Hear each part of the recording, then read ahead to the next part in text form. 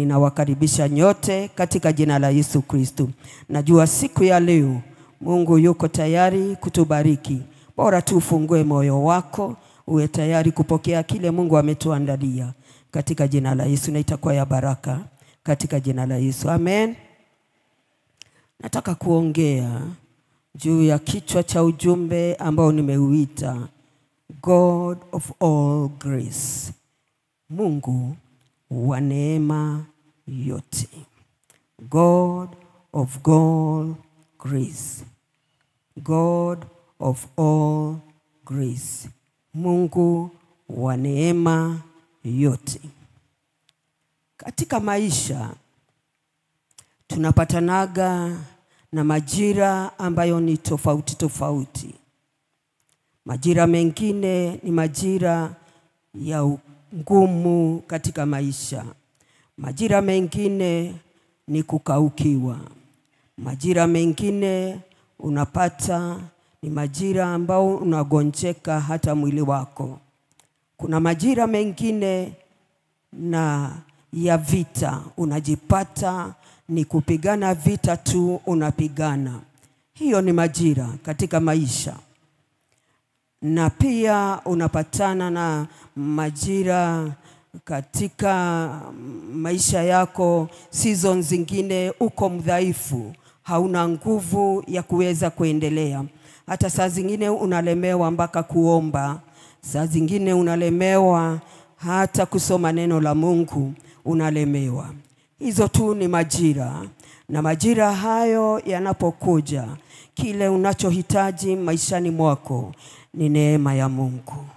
Ni neema ya Mungu. Neema ya Mungu ndiyo tunayohitaji wakati tuko na majira ambao hatujui tufanye nini, katika jina la Yesu. Neema ya kwanza ambayo tulipokea ni neema ya wokovu. Neema ya wokovu. Biblia inasema katika Waefeso 2:8-9. Waefeso 2:8-9.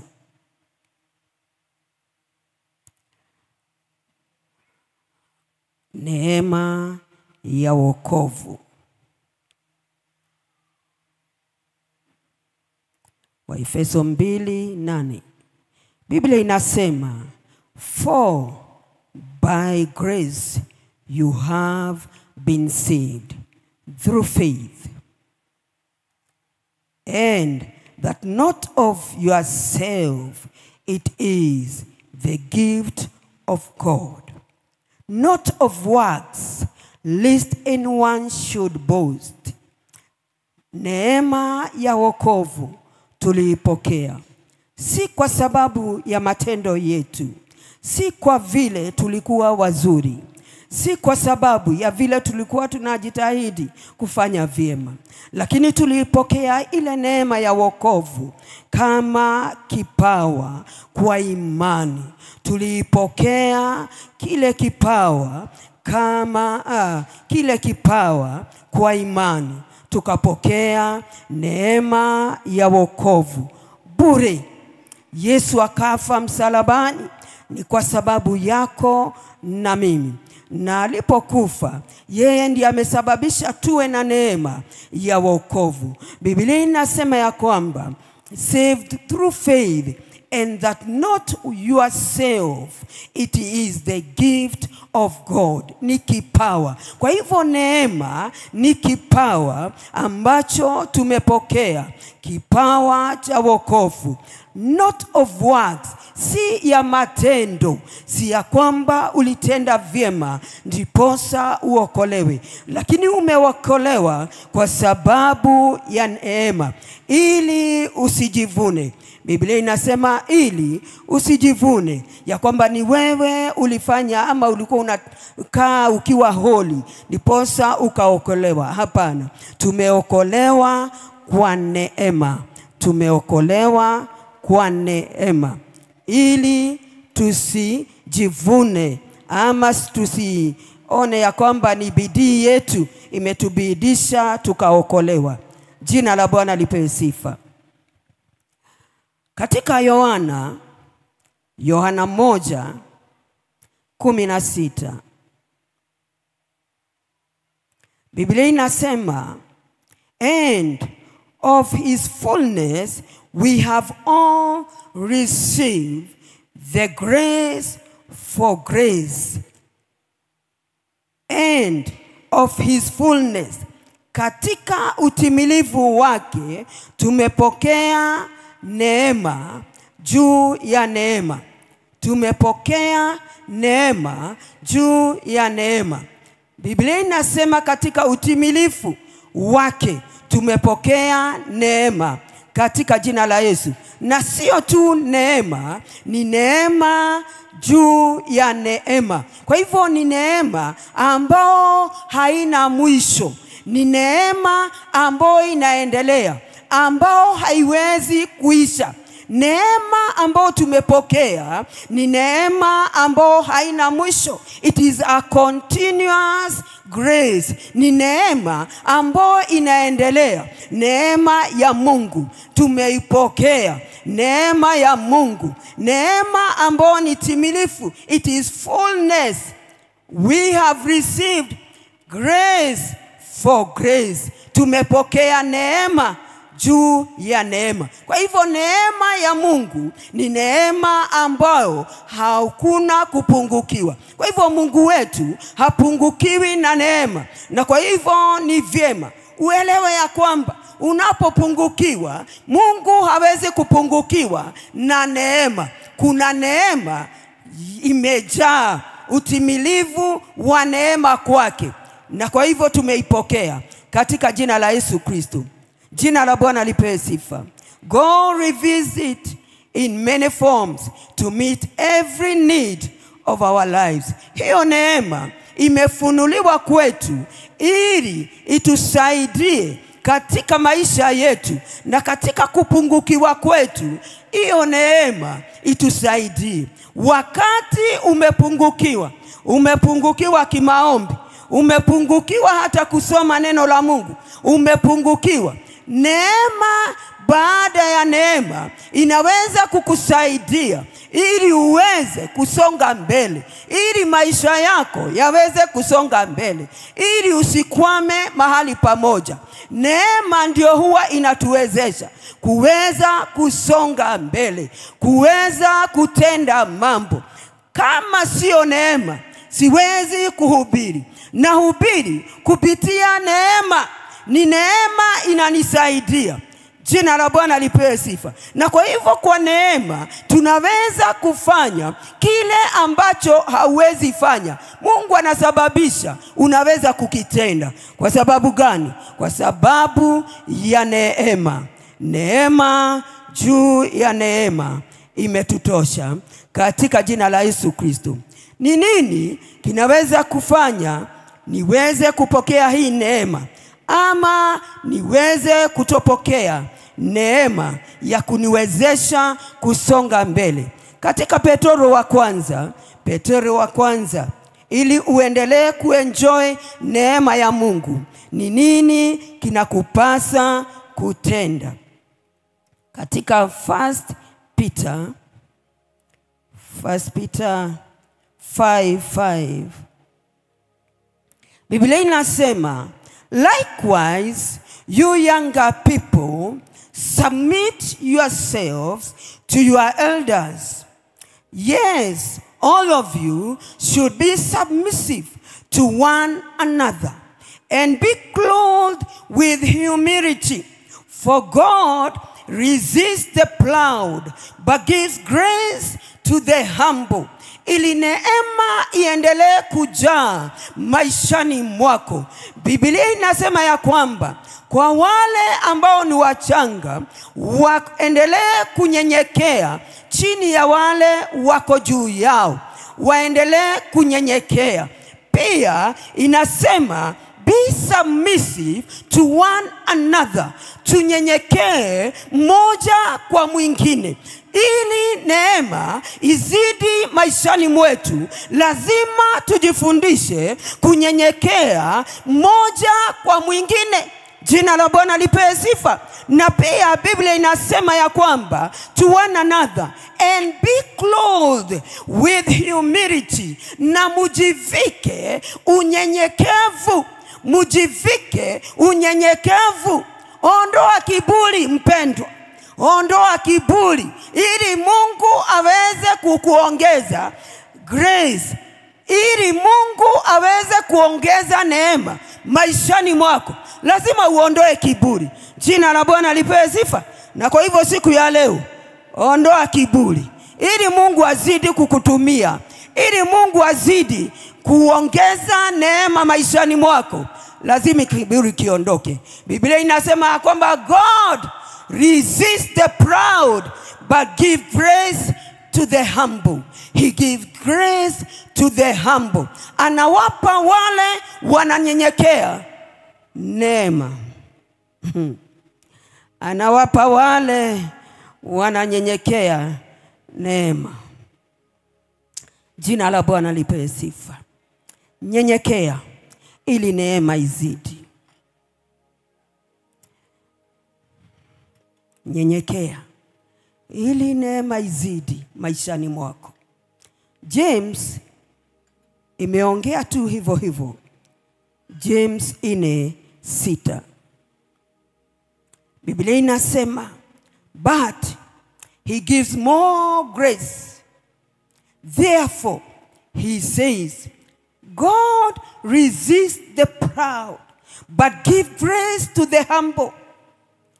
But he gives more grace. Anapeana neema pasipo kipimo.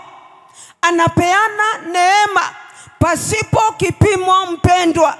Na anawapa nani? Wale ambao wananyenyekea. God resists the proud. Anachukia na huwa anawapinga wenye kiburi. Wenye kiburi Mungu anawapinga.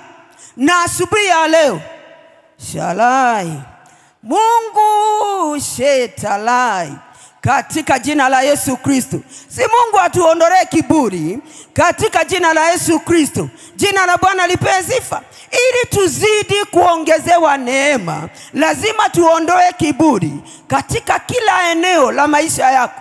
Ondoa kiburi ili Mungu aweze kuongeza neema maishani mwako. Jina la Bwana lipewe sifa. He gives more grace. Neema zaidi. Neema isiyo na kipimo huwapa wale ambao wananyenyekea, lakini wenye kiburi anawapinga. Kwa hivyo ili uendelee kuenjoy the grace of God ama neema ya Mungu, lazima uondoe kiburi. Lazima uondoe kiburi.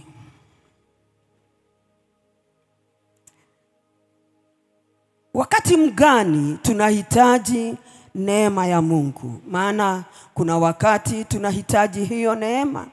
Ni wakati mgani tunahitaji hiyo neema? Wakati tunapitia changamoto, wakati tuko na mambo mazito maishani mwetu, wakati tunahitaji msaada kutoka kwa Mungu, ama tuko na hitaji moja ama jingine, tunahitaji neema ya Mungu. Katika Wahibrania 4:16, Wahibrania 4:16, Biblia inasema ya kwamba for we do not have a high priest. 16. Acha tunianzie hapo 15. For we do not have a high priest who can sympathize with our weaknesses, but was in all points tempted as we are, yet without sin. Let us therefore come boldly to the throne of grace, that we may obtain mercy and find grace to help in time of need. Wakati unapitia mambo mazito mpendwa, wakati unapitia changamoto za maisha, unahitaji neema ya Mungu ili iweze kukubeba. Kuna wakati unasikiaga hauna nguvu. Kuna wakati unasikiaga hata maombi siwezi kuomba. Una wakati unasikiaga sijui nifanye nini. Unahitaji neema ya Mungu ikubebe wakati huo ambao unahitaji msaada kutoka kwa Mungu. Na kwa hivyo Biblia inasema ya kwamba tuje mbele zake, let us therefore come boldly before the throne of grace. Tuende katika kiti cha rehema, cha grace, neema.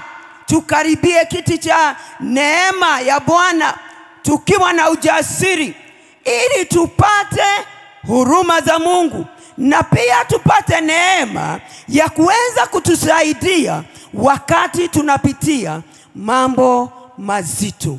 Wakati umefika mwisho wako, wakati haujui ufanye nini lingine, unahitaji neema ya Mungu. Na si Mungu aachilie neema yake. Kama kuna eneo ambao unahitaji msaada, si Mungu aachilie neema kwako siku ya leo katika jina la Yesu Kristo. Jina la Bwana lipewe sifa. Kwa hivyo tunahitaji neema ya Mungu wakati tunapitia mambo mazito, wakati tunapitia uchungu, wakati tunapitia mambo ambao hatuelewi ni kwa nini inatutendekea. Wakati huo unahitaji neema ya Mungu ikubebe. Jina la Bwana lipewe sifa. Kuna wakati mwingine unahitaji neema, ni wakati uko na mwiba maishani mwako. Katika Wakorintho wa pili 12:6 Biblia inasema, for though I might desire to boast. Huyu ni Paul anaongea. Anasema, for though I might desire to boast, I will not be a fool, for I will speak the truth, but I will refrain lest anyone should think of me above what he sees me to be or hears from me. At least I should be exalted above measure by the abundance of the revelations. A thorn in the flesh was given to me, a messenger of Satan to buffet me, lest I be exalted above measure. Concerning this thing, I pleaded with the Lord 3 times that it might depart from me. And he said to me, my grace is sufficient for you, for my strength is made perfect in weakness. Therefore, most gladly, I would rather boast in my infirmity, that the power of Christ may rest upon me. Paul anasema akawa na mwiba maishani mwake. Huenda ikawa kuna mambo umeombea maishani mwako yamekosa kuondoka na yanakaa kana kwamba ni miba maishani mwako. Ukikaakaa yanakudunga. Labda si mwimba wa magonjwa, labda ni mwimba wa watoto. Mtoto akusikii, anakudunga dunga, anadunga maisha yako. Jina la Bwana lipewe sifa. Paul akawa na mwiba. Alikuwa na mwiba ili asiweze kujivuna na kuona kana kwamba amekamilika, kwa sababu Mungu alitaka kumtumia zaidi. Mara nyingine kuna mambo inaweza kuwa ikikutendekea na inakaa kana kwamba ni miba maishani mwako. Labda ni mume wako, umemuombea aokoke, bado hajaokoka, bado amekuwa mwiba maishani mwako, anakudunga dunga. Nimekuja kukutangazia siku ya leo, neema ya Mungu ikutoshe katika hiyo hali ambao unapitia. Labda umeombea finances, hujaweza kupata breakthrough ya finances, unaendelea, labda unapata siku hii, siku nyingine hakuna. Lakini ninaomba neema ya Mungu ikutoshe siku ya leo katika jina la Yesu Kristo. Akaambia Paul ya kwamba neema yangu ikutoshe. Kuna wakati tunahitaji neema ya Mungu itutoshe, maana kuna mambo ambayo haiwezi ondoka maishani mwetu haraka. Hata tukiombewa namna gani, itakaa ikiwa kana kwamba ni miba maishani mwetu na haiwezi ondoka. Sasa ni neema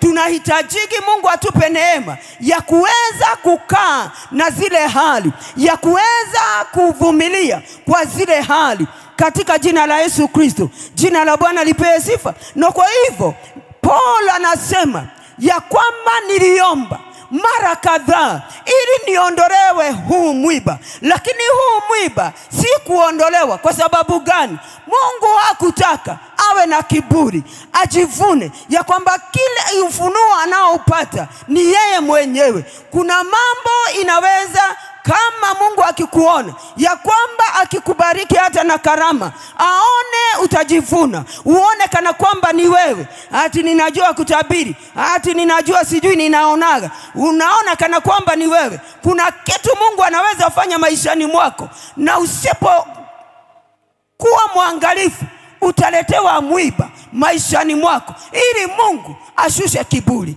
Jina la Bwana lipewe sifa. Kwa hivyo ni vyema kuwa mwangalifu, usiinue kujivuna. Hata kama Mungu anakunenea, hata kama Mungu anakuhudumia, usiinue kiburi. Mpendwa, kuwa mnyenyekevu ili Mungu aweze kuendelea kukutumia katika jina la Yesu Kristo. Paul alikuwa na maufunuo mingi, lakini kwa sababu Mungu hangependa ajiinue, akaletewa mwiba maishani mwake. Na niposa anaambiwa, neema yangu inakutosha, neema yangu inakutosha. Na ninaomba siku ya leo, kama kuna mwiba unakudunga maishani mwako, si neema ya Mungu iwatoshe kwa jina la Yesu. Kama kuna mwiba maishani mwako, neema ya Mungu ikutoshe katika jina la Yesu Kristo. Neema inatutosha wakati tunapitia wakati wa dhoruba maishani, wakati wa hali ngumu maishani. Neema ya Mungu huwa inatutosha. Mpendwa, ukiwa hauna neema na unapitia hali ngumu, unaweza hata rudi nyuma. Unaweza aona kana kwamba Mungu hana nguvu. Unaweza aona kana kwamba Mungu hasikiagi maombi. Lakini ukiwa na neema, na neema ya Mungu ikikutosha, utakuwa na kuvumilia na kugoja hadi Mungu abadilishe hali zako. Si neema ya Mungu iwatoshe asubuhi ya leo katika jina la Yesu Kristo. Naomba neema iwatoshe kwa jina la Yesu Kristo. Neema ya Bwana iwatoshe. Uko na mke, haonagi wewe kama ni mtu, neema ya Mungu ikutoshe. Uko na mume, haonagi kama wewe kutambui, si neema ya Mungu iwatoshe. Neema ya Mungu iwatoshe katika jina la Yesu Kristo. Amen. Neema huwa inatubeba wakati tunapitia mambo mazito, ili tunaweza kupita katika moto, ili tunaweza kupita katika maji mengi. Neema ya Mungu huwa inatutosha hata wakati tumevunjwa na mioyo yetu imeinama. Neema ya Mungu ndiyo tunataka, ndiyo tunahitaji, ili iweze kutusaidia kuenda to the next level.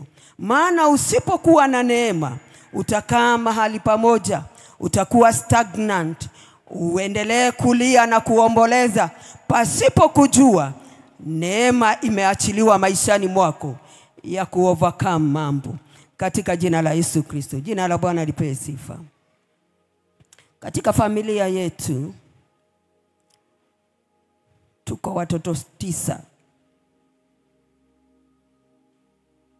Hao wengine wote ni wazuri.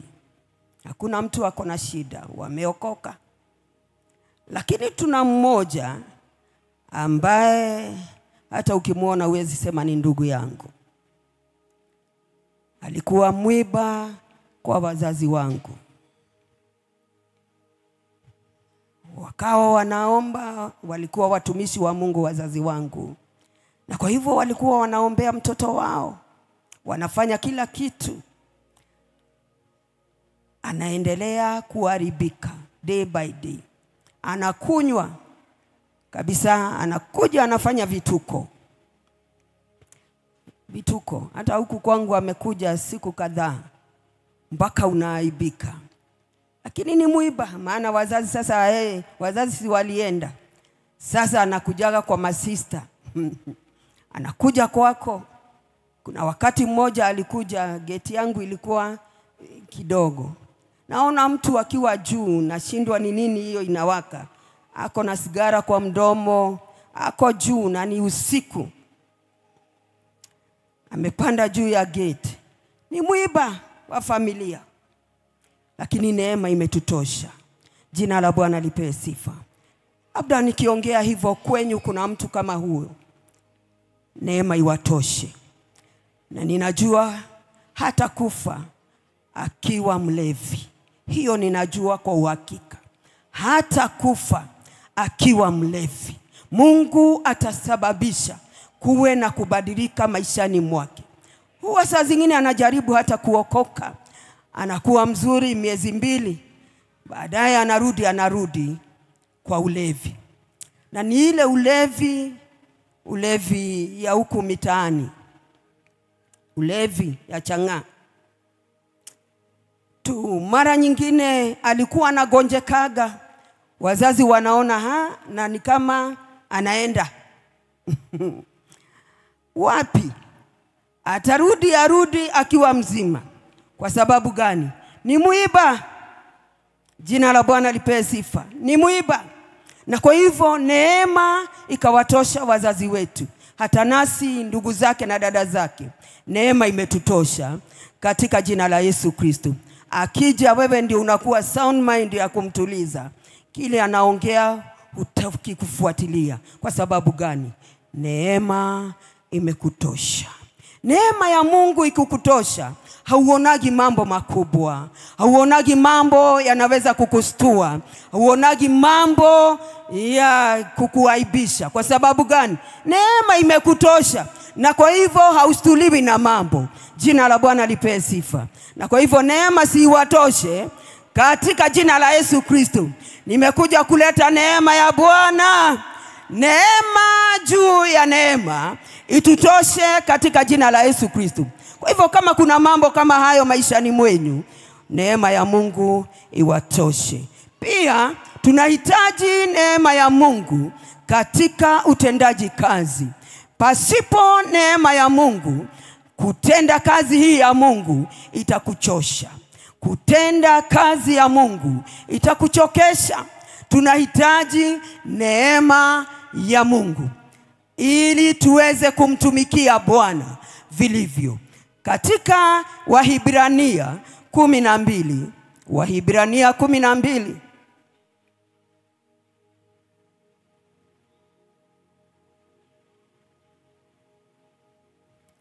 Wahibrania 12:28.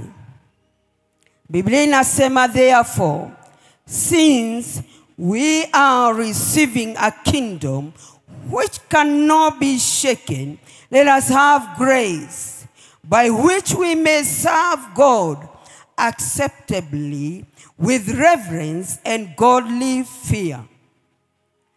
Tumepokea ufalme usiotingizika. Na kwa hivyo tunahitaji neema ili tuweze kumtumikia Bwana,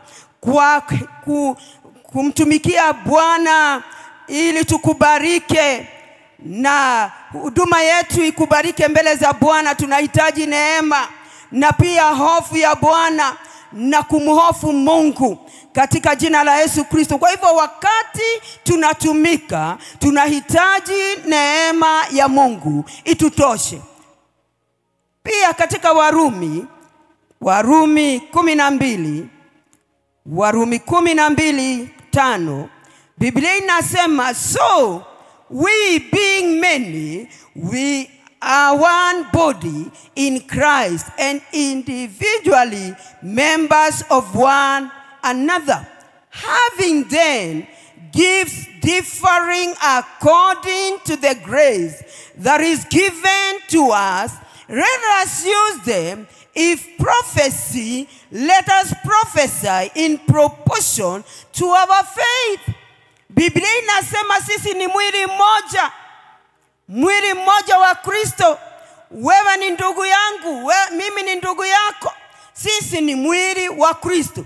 Na kwa hivyo tukiwa mwili wa Kristo, tumepewa vipawa tofauti tofauti na vipawa tofauti kulingana na neema. Kwa hivyo kuna neema iko juu yako. Kuna neema ya utendaji kazi iko juu yako. Mimi siwezi kuhudumu kama mwingine kwa sababu ninahudumu kulingana na neema ambayo iko juu yangu. Kwa hivyo kila mtu amepewa neema tofauti kulingana na mtu mwenyewe. Biblia inasema nini? Given grace according to the grace that is given to us. Let us use them. Tutumie vipawa ambavyo tumepewa kulingana na neema. Mimi najua kuimba huku nitaimba, lakini kuniambia nikuje niongoze kuimba, hiyo neema sina.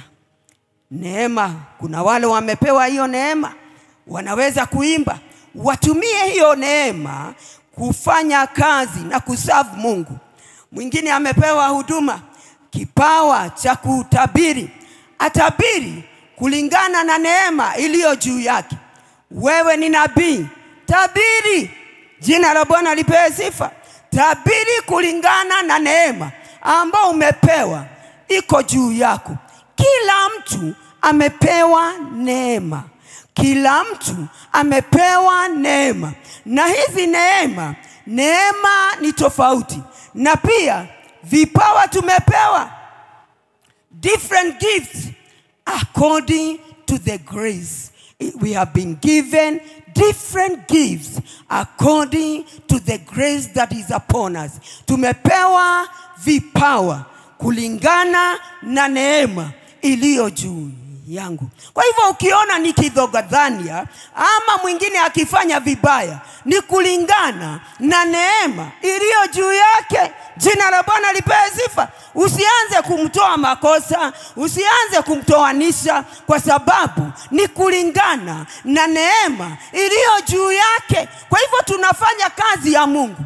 Kama ni kujitolea, tunatoa kulingana na neema iliyo juu yetu. Jina la Bwana lipewe sifa. Jina la Bwana lipewe sifa. If it is prophesy, let them prophesy in proportion to our faith or ministry. Let us use it in our ministering.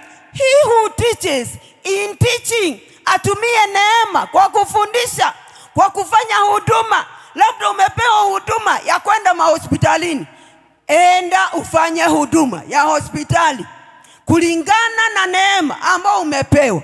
Na ukienda huko kwa sababu una neema, unaombea wagonjwa wanapokea uponyaji, kwa sababu unafanya kulingana na neema iliyo juu yako. Jina la Bwana lipewe sifa. Kama ni huduma yoyote, kama ni kutoa, kujitolea ndani ya nyumba ya Mungu, unafanya hivyo kulingana na neema, si kwa kusukumiliwa, lakini ni kulingana na neema iliyo juu yako. Jina la Bwana lipewe sifa. Chochote unatenda ama unatumikia Mungu, na kile kipawa umepewa maishani mwako, umepewa ukifanyishe kazi kulingana na neema iliyo juu yako. Kwa hivyo kila mtu ana neema yake. Mimi neema yangu ni tofauti na ya Minister Gabriel. Neema yangu ni tofauti na ya Minister Ruth. Neema yangu ni tofauti. Kila mtu ako na neema yake. Kwa hivyo ukiona mtu anakuja anakimbia kutoka huko hadi huko, hiyo ni neema ambayo amepewa. Nami ukiniona nimesimama, saa zingine ninatokea, ni kulingana na neema. Jina la Bwana lipewe sifa. Kwa hivyo tunafanya utendaji kazi kulingana na neema iliyo juu yetu. Jina la Bwana lipewe sifa.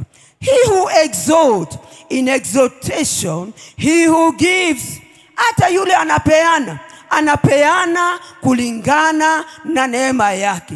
Na ninajua Mungu atakusaidia kama uko na neema ya kutoa mali yako. Jitolee kulingana na neema yako katika jina la Yesu Kristo. Kuna yule amepewa neema ya kutoa, akipatana hata na mtu huko nje, aone mtu aliyefinyika, anaenda anamsaidia, kwa sababu ako na neema. Ako na neema ya kutoa, ako na neema ya kupeana.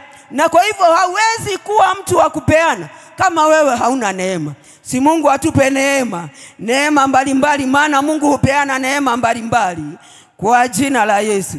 Jina la Bwana lipewe sifa.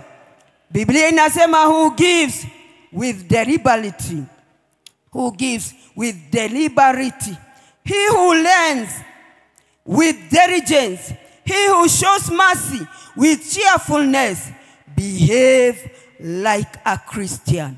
Wakati wote tunafanya vile kulingana na neema ambayo tumepewa. Tunafanya vile ili tuwe kama wa Kristo ama Christ like. Sisi tunafanya kuiga Kristo. Jina la Bwana lipewe sifa. Najua uko na neema juu yako. Kuna neema ambao Mungu amekupa. Ifanyishe kazi katika jina la Yesu Kristo. Kwa hivyo fanya kazi katika neema ambao Mungu amekupa. Na ndiposa Paulo anasema ya kwamba katika 1 Corinthians, Paulo anasema 1 Corinthians 15:10. Paulo anasema, but by the grace of God, I am what I am. And his grace towards me was not in vain. But I labored more abundantly than they all. Yet not I, but the grace of God which was with me. Paul anasema ya kwamba niko vile nilivyo kwa sababu ya neema. Hata nami ninasema siku ya leo, niko vile nilivyo kwa sababu ya neema ambayo imewekwa juu yangu. Jina la Bwana lipewe sifa. Kwa hivyo unafanya kazi kwa sababu ya neema iliyo juu yako. Paul alitambua ile neema ambayo anatembelea. Alitambua ile neema iko juu yake. Na ndiposa anasema, I labored more abundantly than they all. Yeye alifanya kazi hata zaidi kuliko wale wengine. Alifanya kazi kuliko wale wengine. Yet not I, lakini si kwa sababu yangu, but by the grace of God. Yale yote aliyoyatenda ni kwa sababu ya neema. Mpendwa, wakati wowote Mungu amekuinua, uende uombe wagonjwa wapokee uponyaji. Utoe unabii ufaulu na utende kazi. Si kwa sababu yako, ni kwa sababu ya neema. Ni neema mpendwa. Ni neema huwa inatuwezesha. Wakati tunafanya kazi hii ya Mungu, tunaifanya kwa neema. Neema ndio huwa inatuwezesha. Wacha usijipige kifua, uone kana kwamba ni wewe. Uone kwa sababu kama wewe ni muombezi, uone kana kwamba ni vile umeomba, umeenda, unajua kuomba, unajua kufunga. Hapana, ni neema. Ni neema mpendwa. Neema ndio huwa inatuwezesha kutenda kazi ama kufanya kazi ya Mungu. Bila neema mimi siwezi kuwa kitu. Bila neema wewe hauwezi kuwa kitu. Utabaki an empty mukebe. Lakini kwa sababu ya neema ambayo Mungu ameweka juu yako, unakuwa kitu. Unakuwa na jina kwa sababu ya neema iliyo juu yako. Jina la Bwana lipewe sifa. Haleluya. Neema ya Bwana itutoshe asubuhi ya leo. Siku ya leo katika jina la Yesu. Wacha neema itutoshe kwa jina la Yesu. Zakaria 4. Zakaria 4. Kabla sijaenda kwa Zakaria, kuna neema Mungu amepeana tofauti tofauti. Neema ni tofauti tofauti. Kuna mwingine, Biblia inasema ya kwamba katika Wakolosai 4:6 ya kwamba let your speech always be with grace, seasoned with salt, that you may know how you ought to answer each other Kuna watu hawanaga neema ya kuongea. Wanaongeaga tu waongee. Kuna watu wanaongeaga tu wasikike wametoa maneno kwa kinywa chao. Unahitaji neema ya kuongea ili Mungu aweke season kwa maneno ya kinywa chako. Jina la Bwana lipewe sifa. Mwingine uko na biashara, usipojua kuongea na customer wako, Mungu aweke maneno na iwe seasoned katika kinywa chako, na uwe na neema ya kuongelesha wateja. Wateja watapitaga kwako, wanaenda wananunulia jirani. Kwa sababu gani? Hauna neema ya kuongea, hauna neema ya speech. Unahitaji neema ya kuongelesha wateja, neema ya kuongea na watu. Kuna mtu anaweza simama aongee, ushindwa na ameongea nini? Ni nini amesema? Hata sikuelewa ni nini amesema. Ni kwa sababu hana neema ya kuongea. Jua, omba Mungu. Kama uko na biashara, muombe Mungu akupe neema ya kuongea, ya kuongelesha wateja wako, ili wavutiwe kwako, ili waweze kuleta utajiri kwako.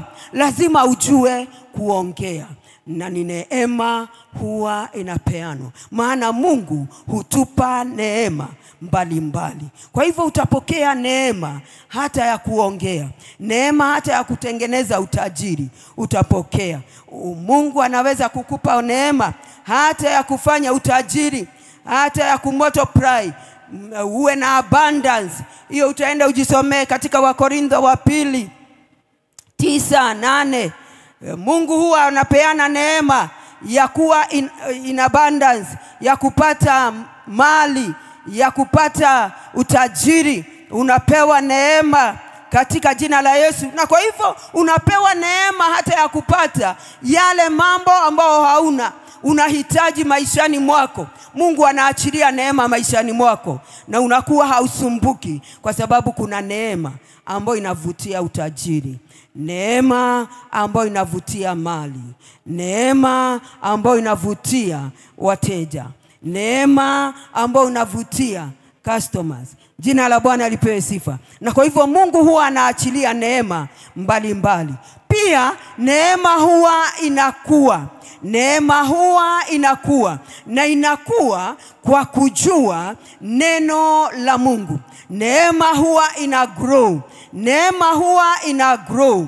Inaweza kuwa kupitia kumjua Mungu sana. Na utamjua Mungu sana namna gani? Utamjua kupitia neno lake. Hiyo ni katika 2 Peter 3:18. Wakati unaendelea kumjua Mungu, neema huwa inaendelea kuongezeka maishani mwako. Neema huwa inaongezeka maishani mwako wakati unaendelea kujuana na Mungu kupitia neno lake, katika jina la Yesu. Twende Zakaria 4. Kuna neema ya kumaliza kile ulianza.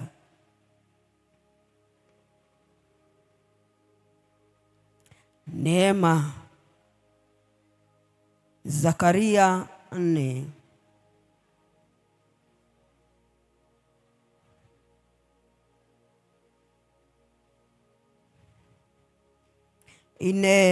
Hapo 6. Biblia inasema, huyu ni Zerubabel. So he answered and said to me, this is the word of the Lord to Zerubbabel, not by might nor by power, but by my spirit, says the Lord of hosts. Who are you, O great mountain? Before Zerubbabel you shall become a plain, and he shall bring forth the capstone with shouts of grace, grace to it. Ni Zerubabel.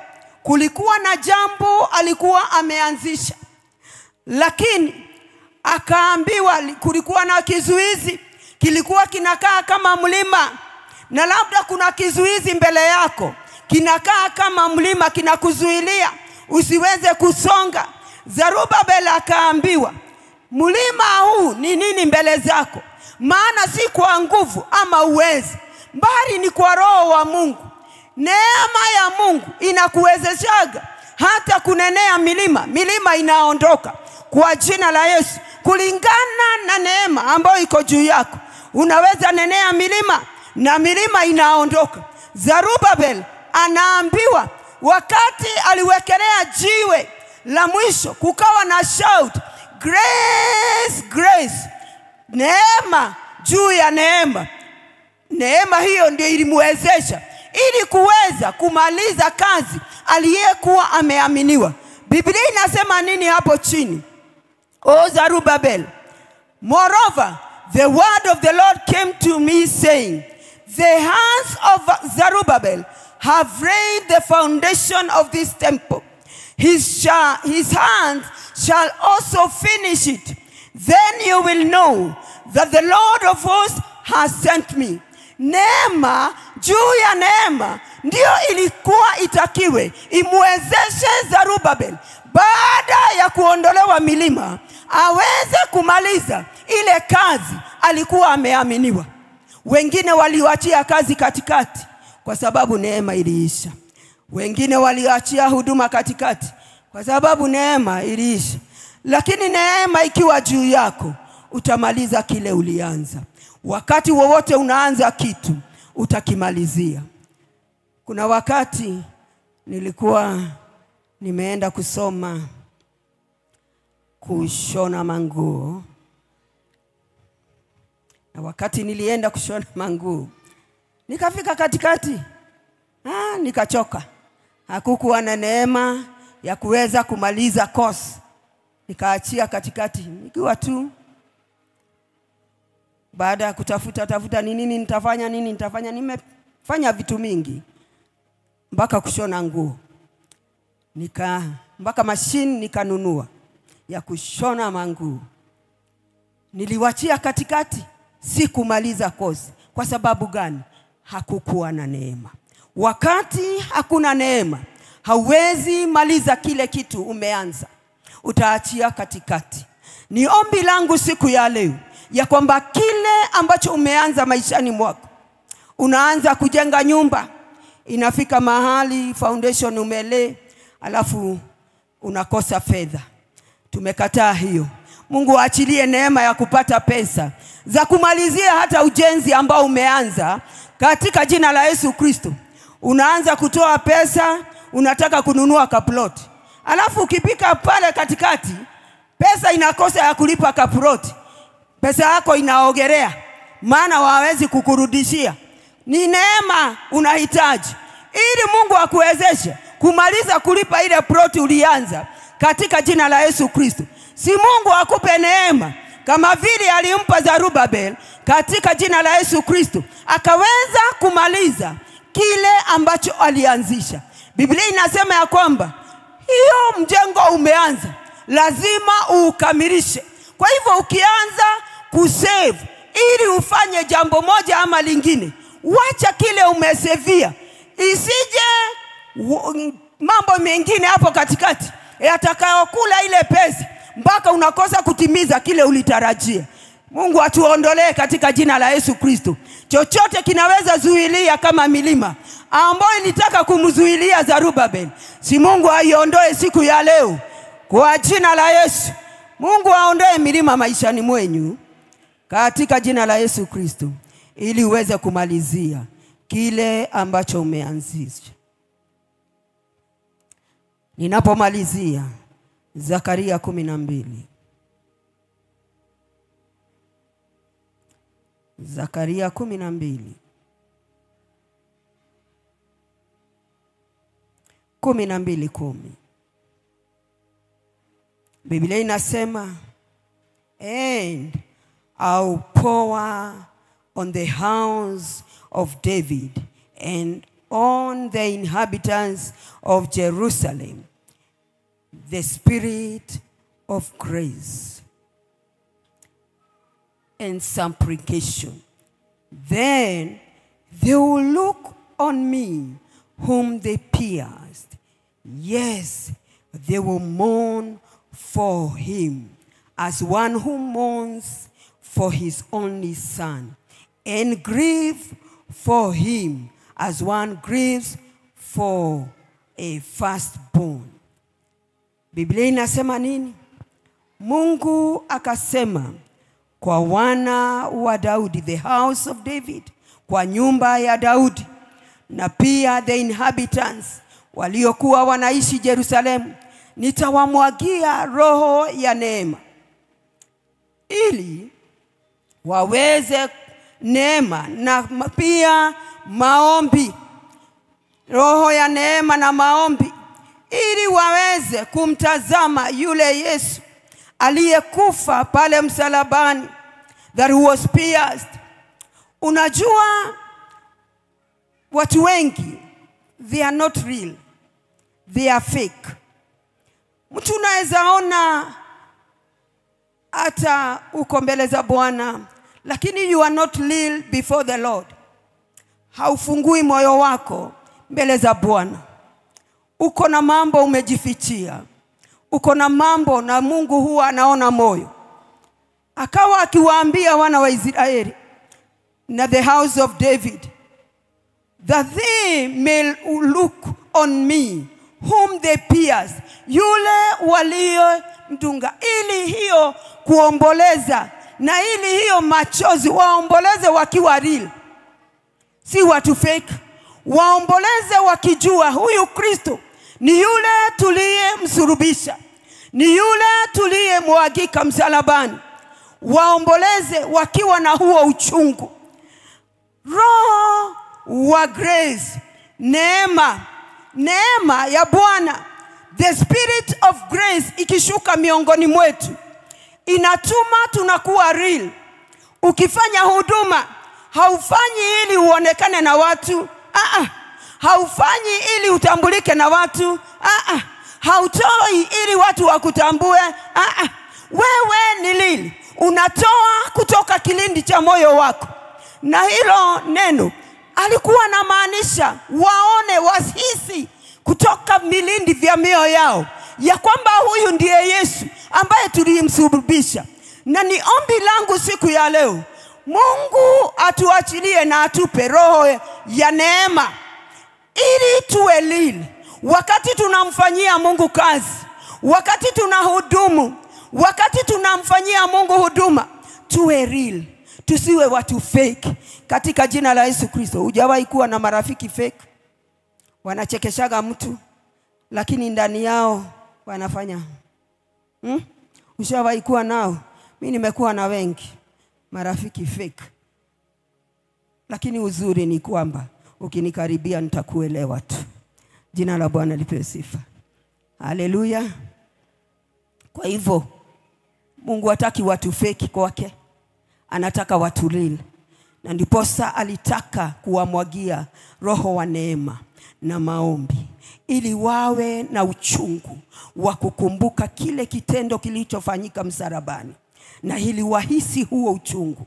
Siku ya leo ninaomba, nasikia ya kwamba ashalai ndani yangu, ninahisi ya kwamba shalai rabuna zai, katika jina la Yesu. Mungu atusaidie tusiwe wa Kristo fake, tusiwe wa Kristo fake, tuwe wa Kristo ambao ni wa Kristo ambao wameokoka na kukombolewa katika jina la Yesu Kristo.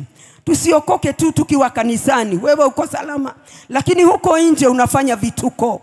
Huko nje wewe si huyo ambao tunaona siku ya leo. Si Mungu atusaidie ya kwamba tunapokuja mbele za Bwana tunakuwa watu real, tunakuwa watu open kwa Mungu.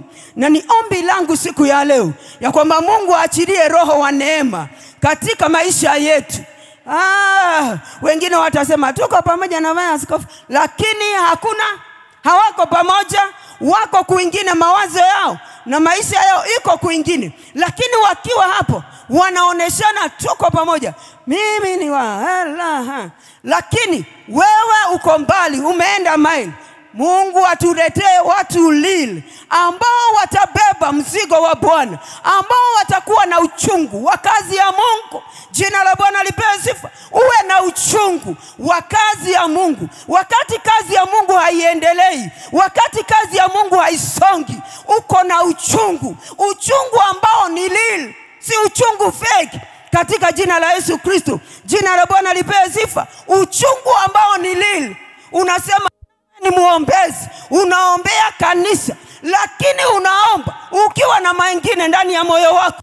Si Mungu atupe watu lili, hatutaki fake. Katika jina la Yesu Kristo, Mungu aondoe fake na uso wa fakeness katika miongoni mwetu. Katika jina la Yesu Kristo, tuwe real hata mbele za Bwana. Maana Mungu hutazama mioyo. Mungu anatazama moyo wako. Hata saa hii anatazama moyo wako. Namna gani? Unasema wewe ni intercessor wa kanisa, lakini you are not real. You are not real. Unaomba na unaharagania. Unaomba maombi mengine ambao ni kinyume. Si Mungu asababishi ya kwamba amwage roho wa neema juu ya maisha yetu. Tuhisi uchungu wa kazi ya Mungu katika jina la Yesu Kristo. Ninaomba Mungu ainue ambao wataomboleza kwa sababu ya kazi hii. Mungu ainue watu ambao ni lili, watu watakao simama na kazi ya Mungu, watu watakao beba mzigo wa Mungu, wa kazi ya Mungu, walio na uchungu. Maana Mungu alitaka wasikie huo uchungu kutoka vilindi vya mioyo yao. Na siku ya leo Mungu anaachilia hiyo neema, roho wa neema wa kuomboleza na maombi ataachilia miongoni mwetu, ili tusiwe fake katika jina la Yesu Kristo. Jina la Bwana lipewe sifa. Si neema itutoshe katika jina la Yesu Kristo. Eneo unahitaji neema ya Mungu ikutoshe katika jina la Yesu Kristo. Neema itoshe praise team katika jina la Yesu Kristo. Neema iwatoshe kwa jina la Yesu. Neema iwatoshe watumishi wa Bwana kwa jina la Yesu. Maana ni kwa neema ndiposa tuko vile tulivyo. Ni neema ya Mungu, sio bidii yetu, lakini ni kwa sababu ya neema. Paul akasema, it is by the grace. I am who I am because of the grace that is upon me. I am who. Mimi ni vile nilivyo kwa sababu ya neema. Shalabahanda. Mimi niko vile nilivyo kwa sababu ya neema, si kwa sababu ya bidii yangu, si kwa sababu ya vile ninajua kujitoa, lakini ni kwa sababu ya neema. Mpendwa, neema ya Mungu ikikutosha, hakuna kitu kitakuogopesha. Utakuwa mtu mjasiri, utafanya kazi ya Mungu na ujasiri kwa sababu neema inakutosha. Wewe unaogopaga vita, usiogope vita. Neema ya Mungu ikiwa juu yako, hautaogopa kupigwa. Maana watu lazima waongee, watu lazima wakuseme. Hata ukifanya vizuri ufanye vibaya, lazima watu waongee. Lakini utafanya kazi ya Mungu kwa sababu uko na neema, na hautaogopa, hautatishika kwa sababu neema imekutosha. Si neema ya Mungu iwatoshe siku ya leo katika jina la Yesu Kristo. Nataka uende mbele za Bwana, mwambie Mungu, achilia roho ya neema juu ya maisha yangu. Achilia roho ya neema juu ya maisha yangu. Akaambia nyumba ya David ya kwamba nitaachilia the spirit of grace. Kuna roho ya neema, kuna roho ya neema ambao Mungu huwa anaachilia kwa watu wake. Mungu aachilie hiyo roho katika maisha yetu katika jina la Yesu Kristo, ili usiwe unatishika, ili usiwe unaogopa kumfanyia Mungu kazi, usiwe unaogopa, usiwe unahofu. Hata ukitumwa mahospitalini unaenda, hata ukitumwa mahali popote utatumwa, utumwe State House, ukiwa na unabii utapeleka, kwa sababu neema ya Mungu imekutosha. Wengine ni manabii wakubwa, lakini kwa kwa sababu wameogopa, wamekosa neema, wamekosa kufanya kazi ya Mungu na kumfanyia Mungu kazi. Neema ya Bwana ishuke juu yenu. Neema ya Bwana ishuke juu ya maisha yetu ili tumfanyie Mungu kazi na kile alituitia tuweze kukitenda katika jina la Yesu Kristo. The Spirit of grace,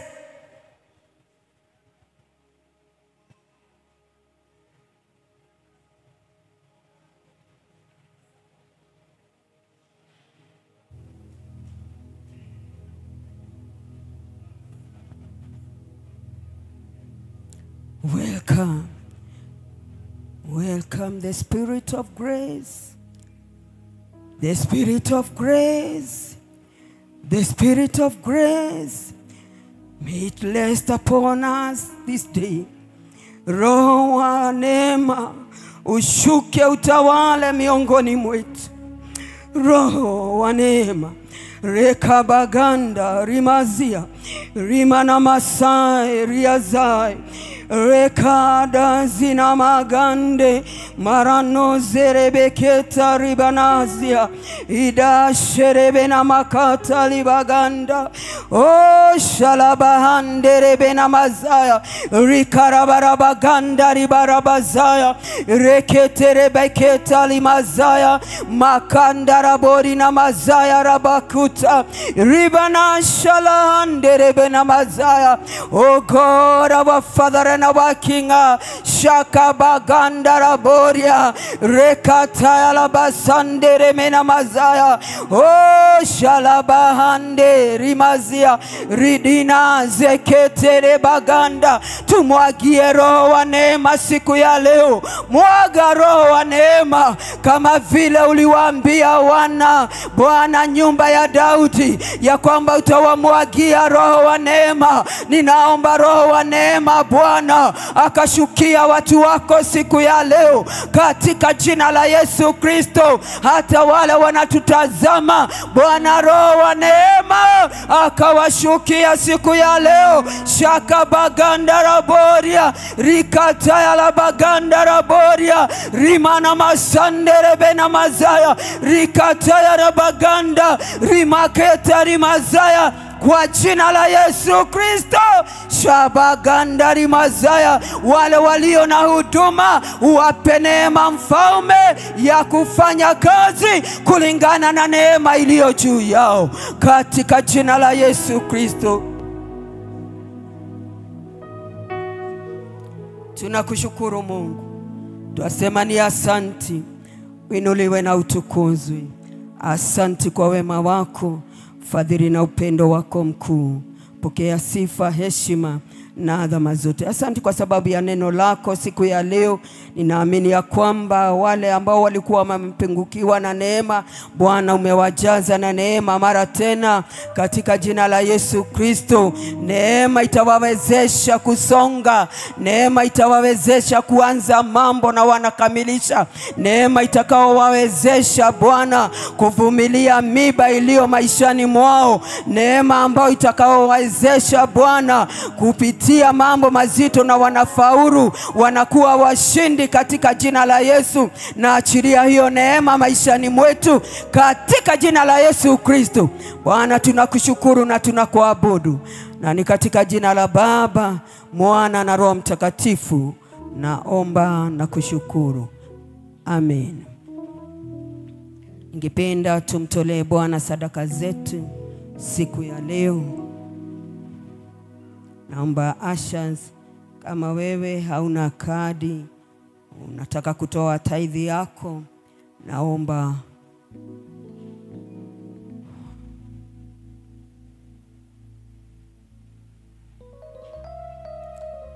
upewe bahasha na itakuwa ya baraka. Wale wanatutazama online, unaweza toa sadaka yako kupitia paybill yetu 122799 na itakuwa ya baraka katika jina la Yesu.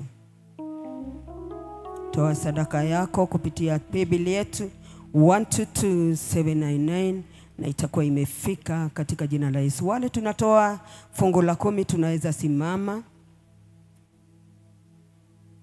Wale tunatoa fungu la 10 simameni kwa miguu yenu.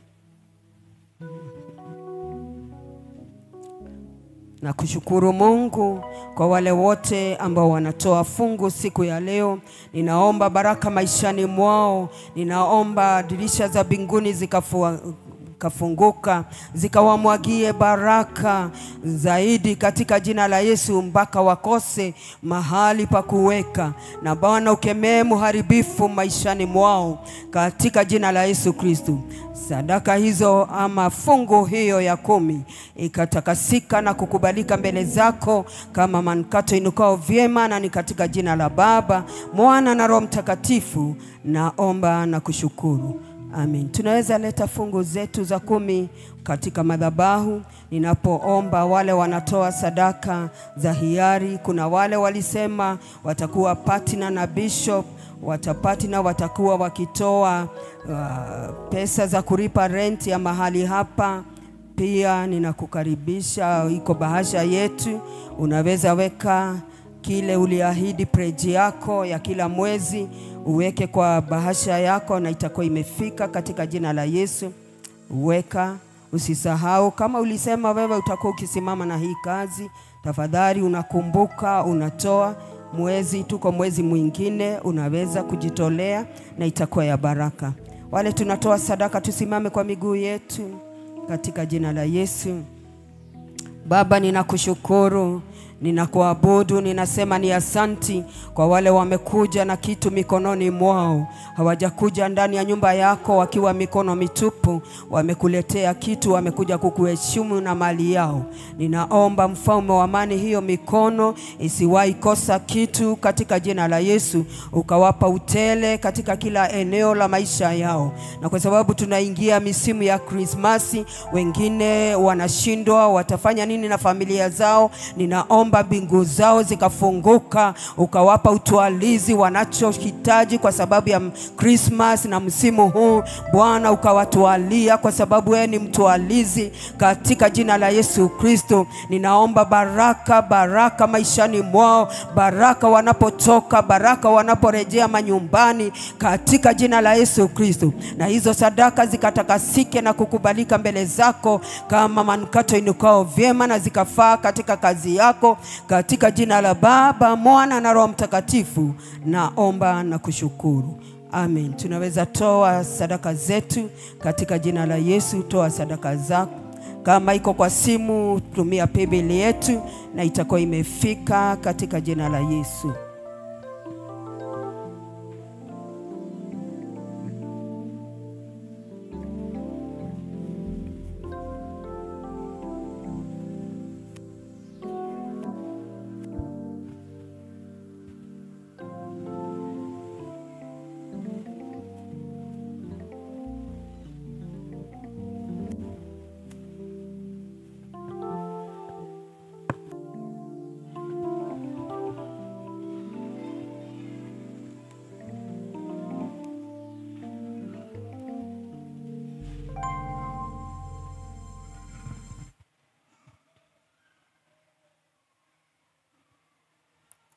Tunaweza aga watu wa online katika jina la Yesu. Mungu awabariki kwa kuwa pamoja nasi, awaneemeshe na neema mbalimbali kwa jina la Yesu Kristo. Amen. Ningependa kuwaletea matangazo na itakuwa ya baraka ukisikiza kwa makini ili tuweze